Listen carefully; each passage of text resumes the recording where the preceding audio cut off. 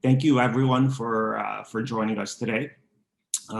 We're really excited to bring you this topic of kind of how do we diversify our portfolio, and what is diversification, and how do PMCs see diversification? So let's get right into it.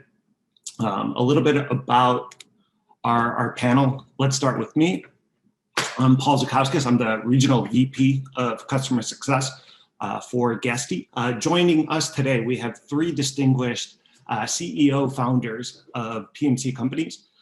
Alexandros Tiropolis from Novac Solutions, Andrew Lenjasek from Upstay, and Willie Chan from Marbella Lanes. So thank you all for joining our panel today. A little bit about the format. We'll start with a few opening words by myself. Then kind of listen in as our CEOs kind of give us a brief presentation into their own diversification strategies, as well as a panel Q&A. And then lastly, a little bit of Q&A from the audience. So a little bit of information about what Guesty is actually seeing in the market today. If you were hoping for recovery, we are there. In the United States, we're already seeing a 400% kind of increase in reservations and bookings from 2020. This is already 50% higher than what we saw in 2019. The UK has already increased over 300% in reservations from last year. This is still 2% lower than what we had in 2019. But something to think about is that as of 2 weeks ago, they were 33% lower in the UK. And so we're seeing a drastic kind of increase just in a short amount of time. And this is probably directly related to kind of the lockdowns lessening in the EMEA region. And so we anticipate that in the next 2 weeks that we'll probably see greater reservations and greater bookings in the UK. And then Australia, it's their winter months right now, but they're already over 700% higher than where they were last year, and 35% higher than 2019. So this pent-up travel demand that we've been hearing about all 2020, we're seeing it kind of already take off and skyrocket for us. So just to kind of go hand in hand with that demand, PMCs are realizing that there is this demand, and so they're elevating their prices. And so if you haven't done so already, run to your pricing tool and start increasing them for this summer. So in the United States, people are booking at 20% higher than where they were booking last year. In the UK, we're seeing something very similar, up 25% higher rates. And then lastly, in Australia, they're going gangbusters and booking almost 100% higher than where they were in 2020. Also synonymous with the trends that we're seeing is a reduced length of stay. And so one of the phenomenons of COVID was that people had increased their length of stay from being these traditional kind of long weekends to full weeks. And so in the US, we're seeing normalcy drop to, a 17% shorter stay. In the UK, they're still seeing kind of this kind of 2%, or sorry, not the UK, but in July, we're seeing a slightly shorter stay. And then in August, still slightly shorter. So we anticipate the stays to kind of drop into 2021. And then 2 days fewer in Australia. All right, so what are we seeing kind of in the meantime of these short-term rentals? The fact is that we are seeing kind of the greater volume of bookings. And so this pent-up travel demand is kind of taking off. And what we imagine happening as COVID continues is that people are moving to more of this short-term rental stay, no longer kind of going to the traditional hotel because they like the contactless kind of experience that they've been getting. So enter Guesty. Guesty is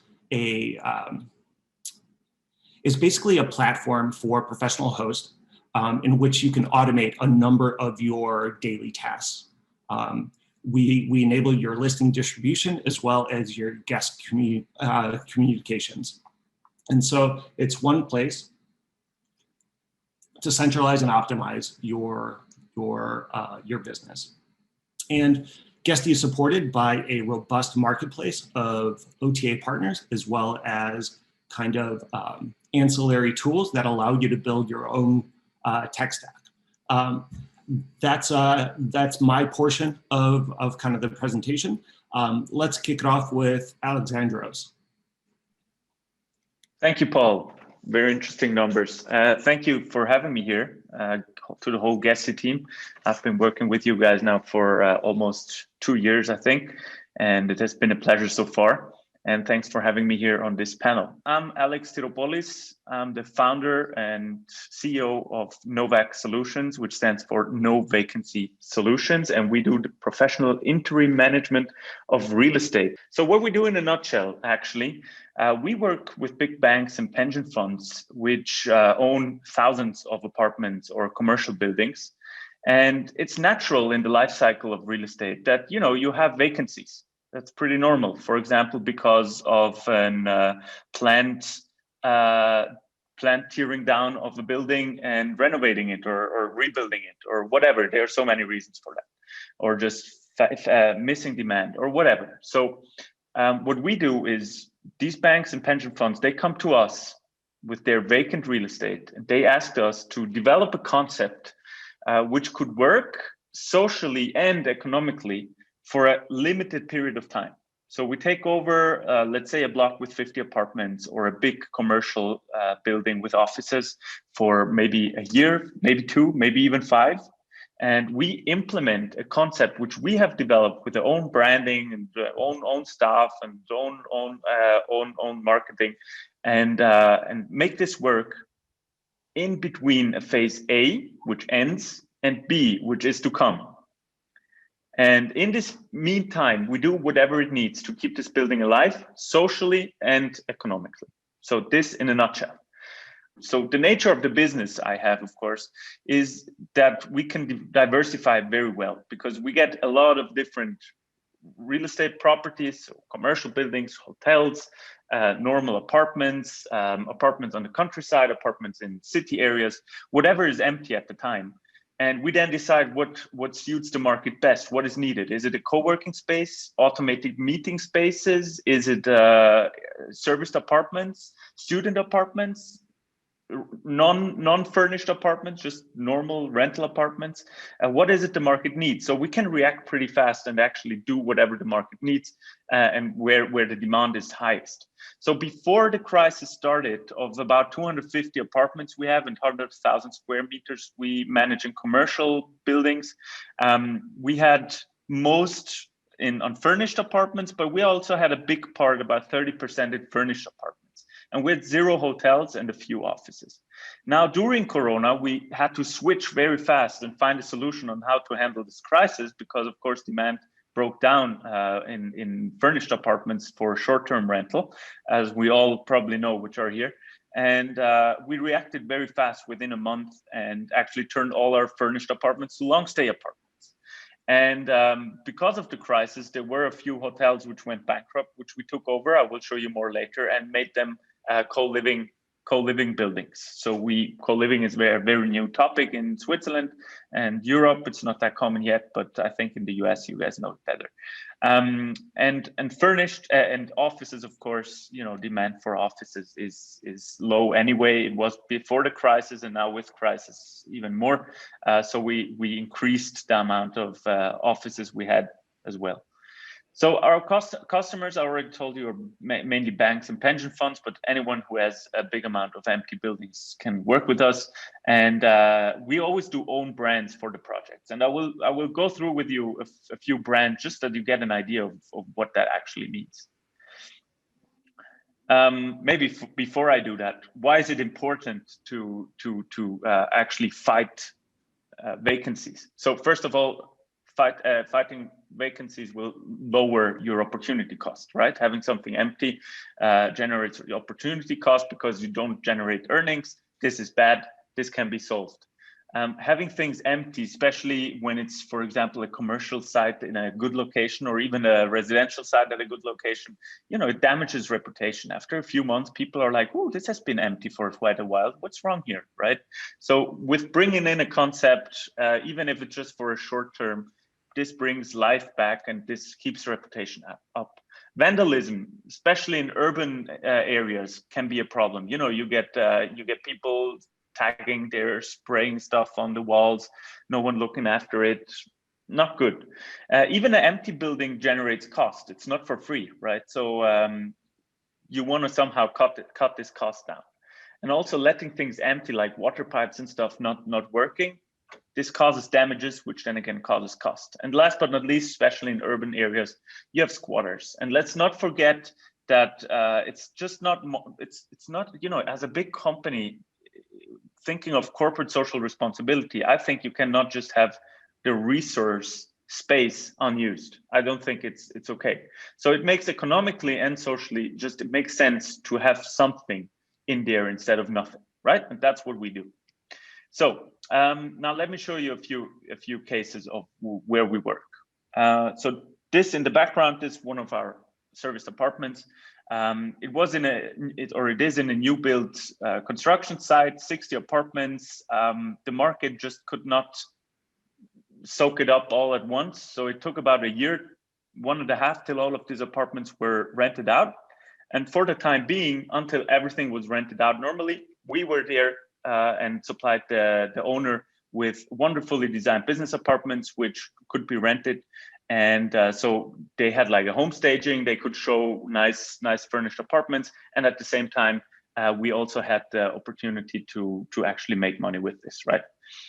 Student housing, classic, don't have to say a lot of it. Then apartments which are to be torn down, they get empty slowly, but till really trucks come and turn it down, this will take another year till all the administration is done. We use them as vacation homes. Hotels, this is a hotel in the background, Swiss hotel. It was back in the days. Now it's Because co-living, 335 rooms. We have filled them up with all kind of people living there in a super cool community, co-living, sharing residential living spaces, offices, living there, eating together, having a great fun, super cool project. You see a few images of that here. It's really fun. Another one, we bought an old house in the Swiss mountains and made it a really nice boutique kind of bed and breakfast style. But also commercial projects where we took an old canteen of office tenant which moved out and made it a street food canteen actually for all the people around instead of leaving it empty. Or a co-working space which we put in an unrented office space, right? Super easygoing, very pragmatic. Another one of those here. And you see, we work with materials, with things which are easy to move, which are easy to put in.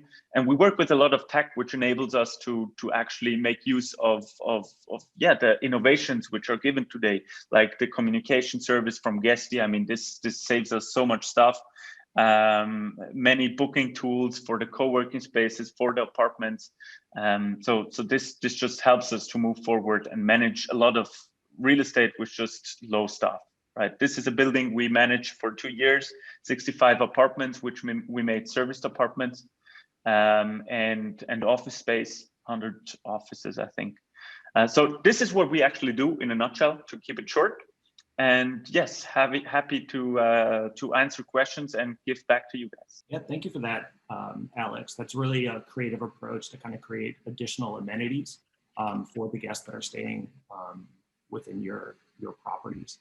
I know that next up we have Andrew presenting to us on Upstay. Thank you so much to the Guesty team for having me here today. It's definitely a pleasure to be able to participate in the panel and to share a little bit about Upstay and how we're viewing diversification. So by way of background, my name is Andrew Linjosic, and I am the founder and CEO of Upstay.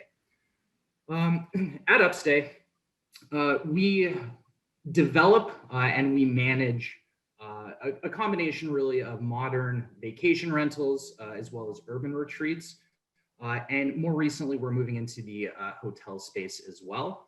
And I think in terms of our business, we really have two clients. We have our end user guest, and really the goal there for us is to capture a 5-star review every single time with them. And then our second client is the owner of the property. And for the owners, we want to make sure that we can perform above market in terms of the returns that we generate, while also taking incredible care of their property. And so if we're able to do both of those things, we are very happy as a company. So a little bit about us. I had impeccable timing launching Upstay. We started it in June of 2019. So just, solid half a year, give or take, before COVID hit, which certainly kept things interesting. However, things have gone fairly well for us since launching. So we've been around for about 2 years. At this point, we have a little over 100 employees, 25% kind of corporate, 75% on the ground operation teams. We're doing right now about $1 million a month in gross revenue. And the bottom line is our portfolio is split between Canada and the United States, with about half of the portfolio in Orlando, Florida, and the other half in Ottawa, Toronto, and Hamilton, Canada, which are large cities in the province of Ontario. From a business model perspective, I am as vertically integrated as humanly possible. So really taking a piece of land, designing, developing, and building the building, and then operating it thereafter, doing everything from furniture to kind of ongoing operations. We like to handle kind of the end-to-end process. And the business is also self-funded, and that's something I'm proud of. I think having to be self-funded forces a lot of financial discipline. And along with that, we do not have any leases. So our business doesn't have any sort of fixed liabilities or obligations. All of our contracts are rev share. So just a little bit of background on the company to give some context. Diving a little bit deeper into the portfolio. So we have in Orlando, which is one heck of a market, we have primarily vacation homes. And so this means anything from a 4-bedroom up to a 15-bedroom mansion, fully loaded with pools and hot tubs and movie theaters and all that kind of fun stuff. And then flipping over to the Canadian side of things, it is 100% urban, which means primarily smaller studio, 1-bed and 2-bed apartments. In many ways, it's like running 2 different businesses, just with the idiosyncrasies of each asset type. And then in addition to the properties that we're managing, and so we have today about 200 properties that are actively under management, but we do have another 350 units that are under development. And so we have a 150-unit vacation resort in Orlando on the way, which will have a nice little clubhouse and those sort of amenities. And then similarly, I'm building a 9-story hotel in Canada, and we have a few kind of smaller projects on the way. In terms of diversification, so I think that diversification is such an interesting and important topic in our industry, especially today, given everything that's kind of transpired over the last 2 years. And so when I think about diversification, the lowest hanging fruit, or the easiest thing that I think of initially, is geographic diversification. And so as I kind of take you through some of the different markets, we'll talk about the advantages of being in multiple countries, in multiple markets, and really how that can kind of hedge us from seasonality and from border closures and all of these sort of shocks to the system that we've seen. But taking geographic diversification a step further, we really want to look at the property mix that we have in each of our markets as well. The reality is that our apartment units in Orlando behave very similarly to our apartment units in Canada. And so I think a lot of the mix of what we're seeing really comes down to the type of asset that's being managed. And then kind of 2 other areas that I think are very important. One is diversification of income streams. When we saw demand shocks through most of 2020, I used it as an opportunity with our business to expand into different verticals. And so ensuring that we had a full-blown in-house furniture division and maintenance technicians and all of these other auxiliary services that are very important to have for the operations can actually become profit centers to help your business hedge from reduced volume of bookings.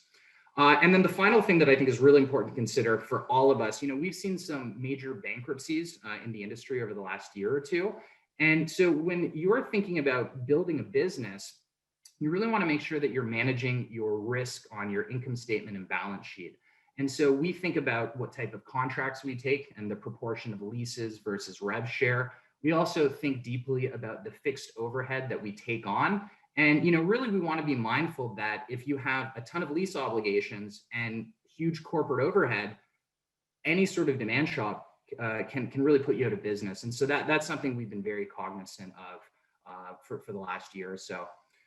So having said that, I'll just touch briefly on kind of each of the markets that we operate within.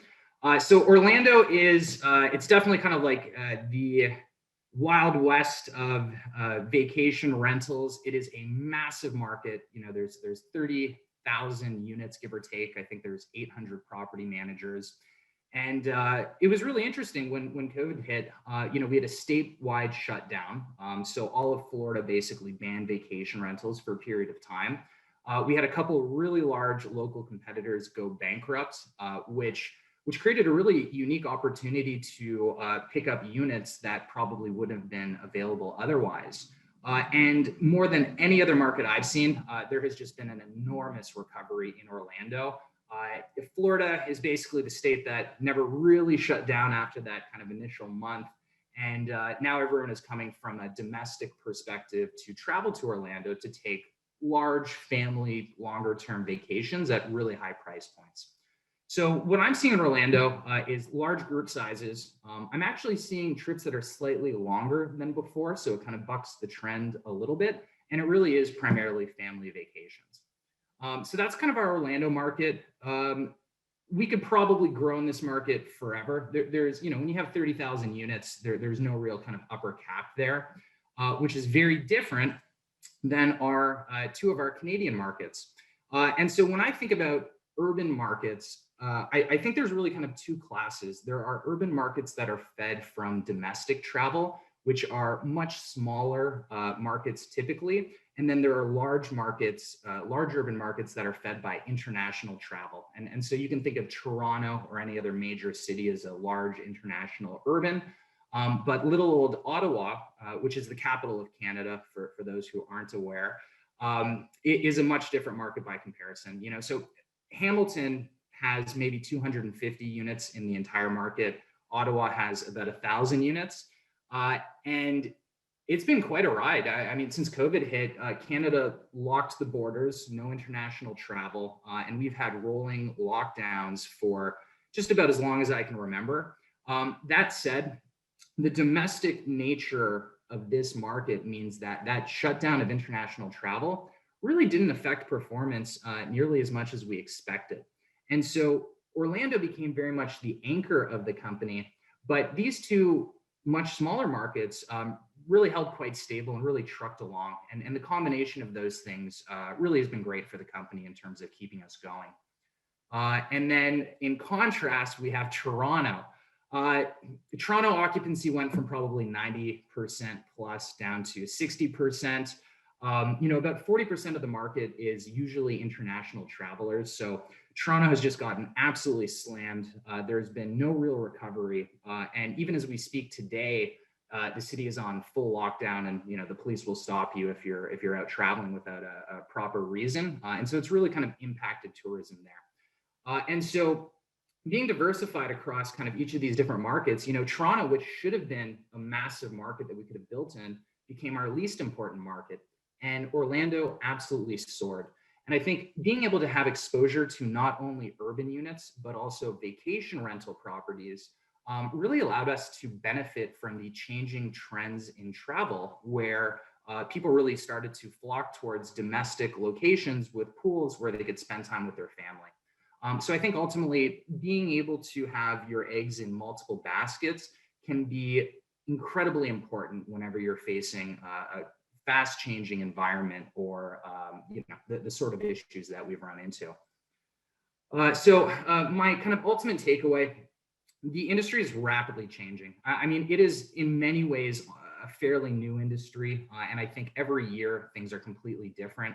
I even look at the progress of the different software partners that we all work with. And if you look back 2 years, these are all companies that have improved enormously. And it is kind of funny, our industry, just about everything is trying to kill us. We've got new regulations coming into cities. We have governments locking things down. We've got travel bans. I'm sure we're all fairly familiar with the great cancellation that kind of happened in April and May of 2020, where everyone's calendars just got wiped. So, always keeps things interesting. And travel trends, without question, change. They ebb and they flow over time. Different assets become more favored, different features become more favored. And I think ultimately, the more units that you have visibility into, I really think of them all as case studies. I'm always sitting there and I'm always studying them, and I'm always looking to see where the trends of demand are changing. And I try to rebalance my portfolio fairly often to accommodate and work around that sort of change. And my final kind of takeaway is knowing that we are in a rapidly changing industry where, just about anything could put us out of business. I think it's really important that we think about bankruptcy risk. I think it's a very real thing in the industry. And I think that we really want to be cognizant about how we manage our capital structure, because leases combined with a lot of fixed overhead, combined with a demand shock, can be absolutely devastating. And I think for most of us operators who really only entered the market between 2010 and today, for the most part, we only ever saw things go up. And so we didn't really take into account the fact that we could have situations like this. And so I think it's a great lesson for us as we kind of move forward and build our businesses. So that is my 2 cents on diversification, and look forward to taking questions later on. Thank you. Thank you for that, Andrew. That's a really smart approach to diversification. It's not just geo, it's just not property type. Including cap structure and income streams in there is really a great way to mitigate against risk. So next up, I think we have Willie Chan from Marbella Lanes. Thank you for having me. Thank you, Guesty. Thank you, Paul. And an opportunity to present the presentation here. My name is Willie Chan. We are based in San Francisco. We have Diversify portfolio in 4 states, essentially in United States, urban short-term rentals, glamping stay, apartment hotels, luxury home, and villas. And we are vacation rental companies delivering good investment for our homeowners, investors, and we scale through our PE funds. And we are also a real estate development companies. In a sense, we develop the house and sell it back to investors and homeowners. One of the things that really differentiate us is we are highly focused on luxury homes and rentals. And we pride ourselves to have a minimum listing with maximum revenue. For example, we have 50 homes that can deliver $5 million in gross revenue. Some of our homes, each home can deliver $250,000 revenue. One home can deliver $500,000 revenue. That's a high-end revenue management, low listing, and high impact. So in a nutshell, what do we want? We want homeowners that can work with us. They usually start with one home and they didn't know what to do with it. It could be a beachfront, premium location. We analyze them. We want to make sure they are a good clientele for us also, not just for them. And usually when they start, they didn't know what to do. So we take the homes and manage it for them. And when they see our performance, each of them landed up with 5 homes or more because we start to teach them how to diversify their portfolio as well. So they are very happy with our returns, not only in cash flow, but in terms of asset appreciation. And the cash flow we develop them is consistent, meaning that in the vacation rentals, they could have low season and high season, but the way we do it such that they always get a permanent cash flow because of our diversification strategy. That's what the panel session is all about today. Before we start to talk about how to scale or diversify our portfolio, you have to deeply understand the new trend. And if you can understand the new trend, you can understand the opportunity very, very clearly. To start, before I start about a new trend, I'll ask a very simple question. Will I buy a coffee online 2 years ago? Not at all. Today, I buy coffee online every day because I know in 15 minutes, I can go to the coffee shop, pick up my coffee with the right temperature, and I don't have to be in the waiting line. That's a behavior change. Today, we're going to teach you what the behavior changes, and that is permanent. It's not going to go back. So that's where the real opportunity is. I think, first of all, the business travel will come back, but it will never be the same because people are replaced by Zoom calls. People work from home. But eventually, through the Zoom call, initial business Zoom call, you will get back to work. You will, instead of off-site meeting, you have an on-site meeting. You visit on-site for a longer stay, right? And it'll be less frequent. So I really think the business travel will be contracted in the long term, but it will be a new form of business travel, like a hub and spoke model. You will need to come back to the visit for a meeting. But the key trend is that people are staying at home. The more you're at home, the more you want to get out, which means vacation or leisure travel will increasingly increase because you were at home working from home. You can work from any home, meaning in any vacation rental. So the real demand I see in the future is in destination vacation rental, 1 or 1.5 hours from city centers. Now, the new paradigm is there's a trend in longer stay because the people are flexible to work at home, right? Right there. And the new paradigm is instead of booking in Airbnb, people are staying in Airbnb also, which means, again, a longer stay, right? And another trend we see is that bigger homes is more meaningful because you get to share your experience with someone. People want a unique stay, but unique stay with meaningful, meaning sharing that experience with family and friends, which means staying in the bigger homes, you get that feeling, right? And also with the homeowners over time, when we invest with them, we're trying to send them to the low supply, high demand area, like a desert location close to national parks. So in effect, we are able to deliver high returns to the homeowner because those area is extremely in low supply of inventory with high demand of booking. Now, the most important part I'm going to talk about right now is the power of diversification.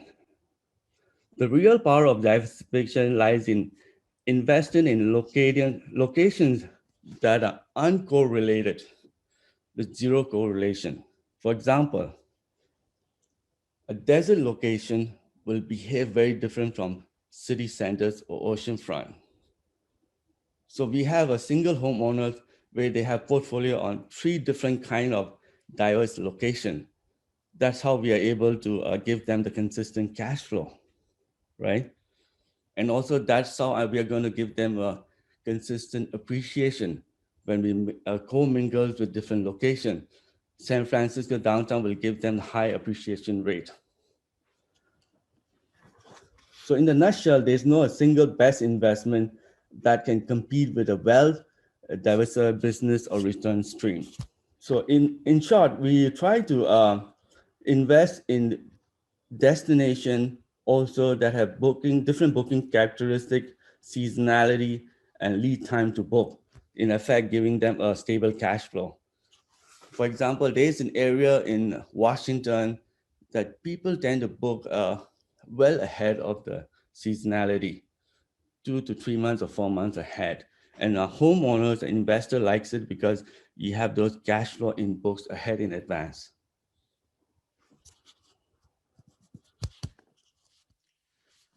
We scale our business through investment funds, brand creation, automation, workflow. and the proper documentation. Finally, if you know how to adjust to the new paradigms, and you will know the opportunities in the new paradigm. Thank you, everyone. That's great. Thank you very much, Willie, for that. And you're exactly right. You're targeting kind of this consistent cash flow, so that you can capitalize on larger booking windows, but also capture those last minute kind of bookings as well. All right, so let's move to more of a panel type of discussion right now. Alex, are you seeing any particular property type outperforming another? And are you kind of moving your diversification towards that type of asset? Yes, I mentioned in the presentation that we did this co-living project in a former hotel. And what we felt is that demand for that is huge. So I think what's the most important driver for this is that people just are seeking to be with other people, right? They're seeking for community. And in a co-living space, you can actually find this community, find new friends.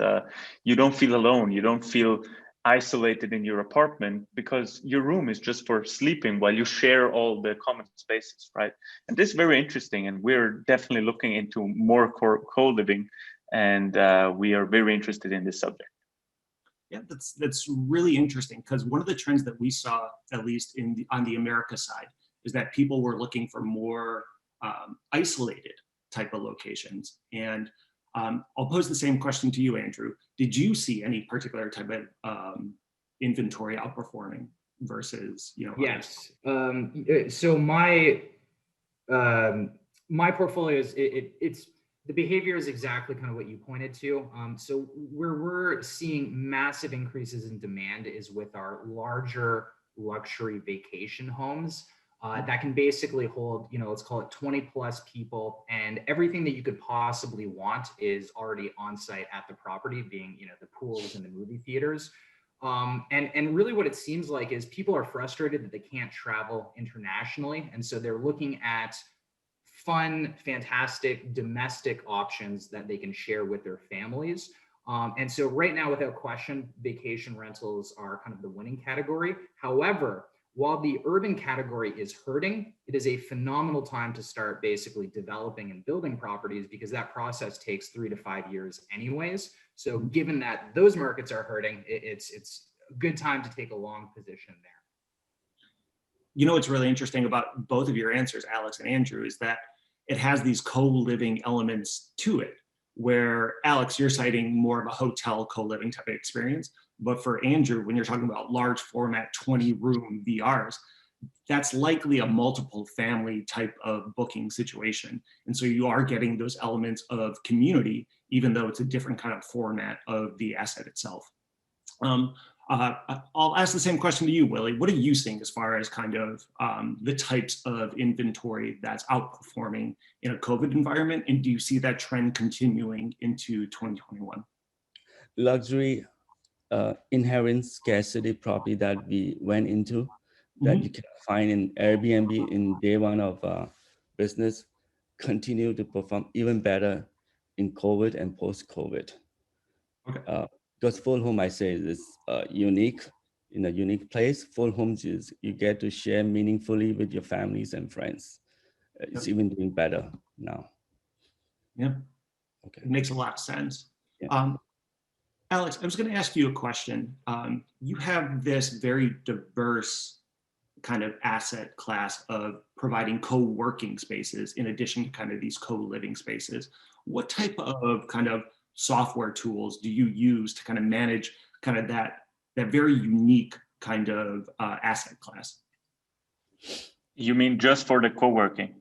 Not just co-working, but across the entire board. Are you seeing kind of like a single software solution that's able to accommodate all these various different types of revenue opportunities that you guys have, or are you picking a specific kind of software tool per property type or per asset type? Well, we work with Guesty, for example, for all the hotel and serviced apartment and also long stay apartments. This works for everything. So our hotel we have taken over, which is a co-living space. On one hand, it's a co-living, meaning someone moves in and stays for many months. But on the other hand, we also have a part of it, which is a self-check-in hotel. And we manage all of that with Guesty, which works great. And we can also do so for long stay, like for normally rented apartments with that rental agreement tool, for example, or the automated messages. For the co-working, though, we use specialized software for co-working, which allows you to, book and pay a 2-hour meeting room, for example, or to reserve your desk. So there is a solution for everything. You just have to know exactly what you're looking for, and then this will actually boost you in efficiency, right? Yeah, and I think you had like a food and beverage element too that you mentioned in your presentation, like around like a cantina type of space. What are you leveraging for that specific value add that you're providing? What was very important there is that we actually didn't get ourselves in cooking food. Although I'm a passionate cook, but this was not part of the core business. But we made the whole package, the whole brand, the marketing, and we're then able to make it interesting for food suppliers, like existing street food suppliers, which rented a few square meters of ground in there to then build their stand and rent out their stuff, right? And so there, it's all about storytelling. Okay, so you're basically just enabling other vendors to kind of come in and kind of really capitalize on that space, but it's still a value add offering for your guests to have. Exactly. It's a few things which we say we do best. We will do them ourselves. Like Andrew does a lot of the stuff they do themselves, but at certain things there are others which do it better, and then you have to collaborate and get them in the boat as well, and try to partner and get the best product on the market. Right? Yeah, makes a lot of sense. All right, so next question, kind of shifting to you, Andrew. You're in this unique situation of managing properties across borders in several locations. So what are some of the challenges that you see about managing properties in Canada as well as in the United States right now? Yeah, well, it's funny because right now, as we're on this panel, I'm sitting here in Santa Monica, California, while my portfolio is 100% on the East Coast. And I actually haven't seen, I would say, probably 75% of the units within the portfolio. So the challenge definitely becomes, how do you run a business really from a remote perspective with a high degree of quality and intelligence in terms of, and sophistication in the operations? And for us, really, the answer, I think it's threefold, but it largely revolves really around working with you guys at Guesty. The very first thing is you need to be hyper organized. So leveraging some of the tools that we have, our team knows absolutely everything that there is to know about every single property, because it is crazy documented and stored in the Guesty system, which allows our customer service team to offer absolutely exceptional service despite not being geographically in proximity to the assets. The second point is that there has been just an enormous improvement in some of the software tools in the market that really allows us to have incredible reporting and insights into the operations. So I don't need to physically see the operations of all of the units and that sort of thing if I have reports that are feeding me all the different numbers, KPIs, and efficiencies that I have to focus on. And I think the final and kind of most important point is you can't only have a team of people who are remote. Every single market that we have local employees who know the market like the back of their hand and who are physically there to deal with any sort of issues that pop up. And I think by kind of combining those three things, we're able to deal with the difficulties of different regulations in different markets, different types of demand shocks, and different shifts in trends related to demand. Yeah, I think that's a really smart approach. And obviously there's a lot of kind of tech tools out there that allow you to manage these properties remotely, but still offer that high-end kind of guest service, even though you're thousands of miles away potentially. Can I add to that, to Andrew's response? Due to globalization, we leverage global resources, staff from different countries that reduce your staff member costs, but we still have to have a local on-ground team to support you. So Guesty, along with the software, your software, and globalization, India, Peru, Canada, the cost of the employment there is a lot lower than US. So increase our profit margin right there Yeah. also. Yeah, that makes a lot of sense. Staying with you, Willie, let's talk a little bit about kind of investability, right? So you talked about kind of diversification of assets to make sure that the cash flow is consistent. So what are you specifically targeting when you're identifying a region or a property type that you want to diversify your portfolio into? What are the aspects of that area? There's a couple of points. The first point is different types of industry in that location.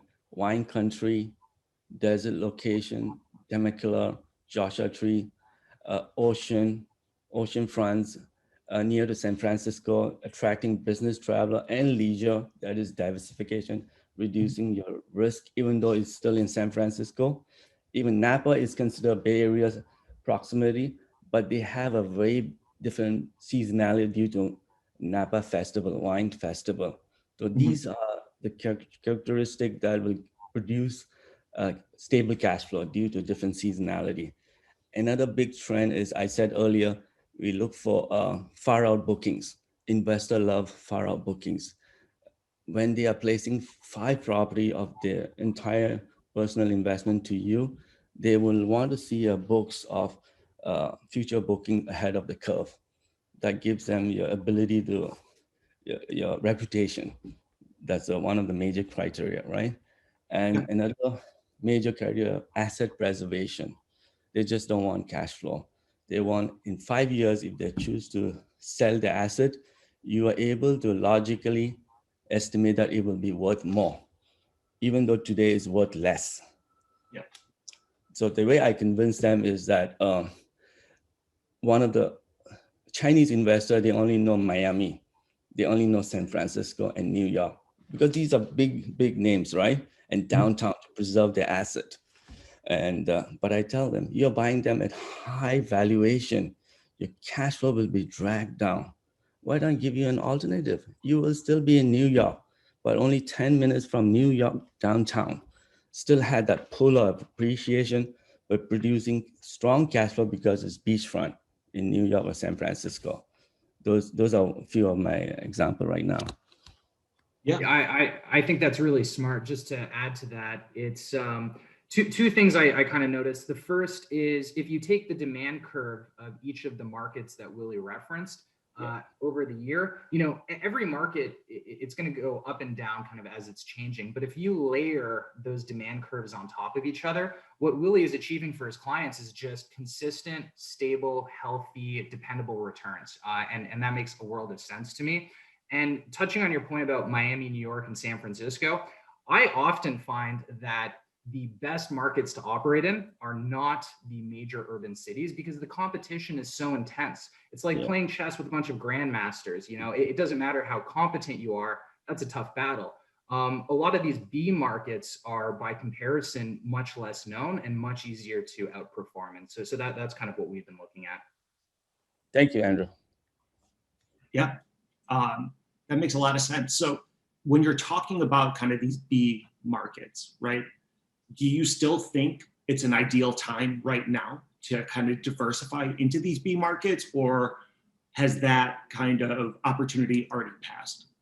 I think it's the best time right now because what's happening is basically you've got big players in the industry, and these big players are in the big markets. And for the most part, they're well funded. They're holding on. They made it through COVID.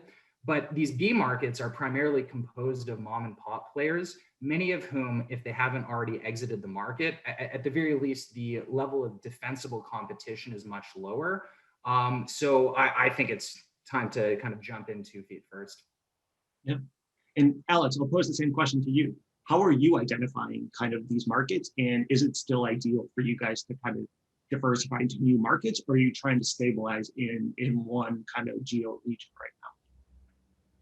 First, it's very different because we actually don't choose what we take. We just take what is given to us, right? And because we work with big suppliers, let's call it that way, owning thousands of apartments, there is a big pool of things we can take. And of course, we start with what we think works best.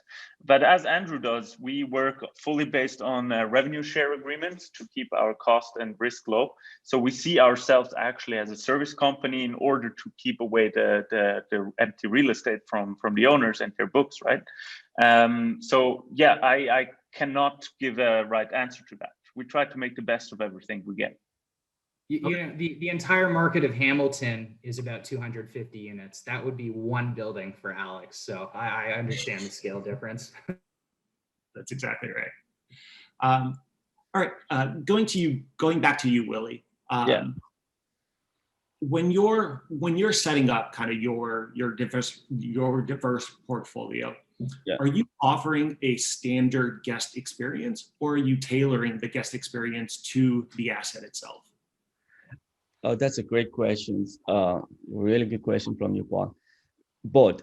We trying to tailor the guest experience to the asset, right? If an asset is highly luxury, then the furniture, furnishing, the appeal is high end. You cannot mix and match, right? Everything should be high end. Hot tub, not just hot tub, we offer in a desert location, we book $1,000, $2,000 per night. You have to have a real pool, not jacuzzi. So, because it doesn't make sense to mix and match. But in terms of the actual guest experience, whether you're media quality house or high, the experience is still the same. The guests want to see the guidebook. The guests want to have early special check-in or late checkout. Those can stay the same, right? But what we found out is that whether it's high-end or mid-range experience, the kids are working from home. They travel with their parents to the whole house. They want to have a Zoom meeting from the school. So those experiences are very, very important for us. The working space and allow them to study while having, parents are having flexible vacation, working in the My Vacation home, and the school, kids need to go to school also online. Those experiences have to be maintained. So Does that answer the question? Yeah. when you're creating kind of this work from home experience, are you cannibalizing a bedroom in the process? Or are you generating kind of office space and like an unused garage? Or how are you addressing a new type of? We don't, that's a good question. We don't want to over squeeze that to take away the luxury. We can definitely either use garage and make it that work from home space, office space, or pool table or something.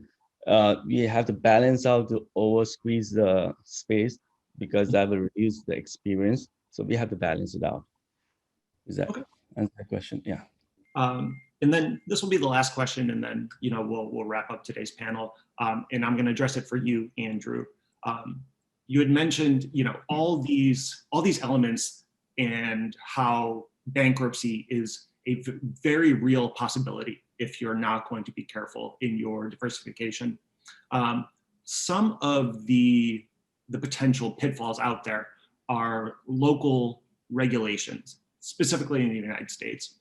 How is Upstay benefiting its community to kind of combat that negative STR connotation?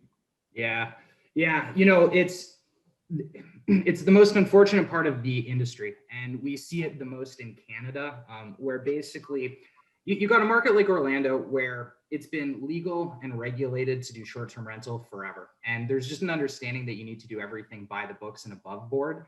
And what's happened in a lot of these urban areas is we've had units pop up, and when these units go onto the short-term rental market, what's effectively happening is it's a hotel, it's a commercial unit, and you can't have a commercial operation spreading up in residential neighborhoods. That is not a way to respect the city planners or to respect the neighbors around them.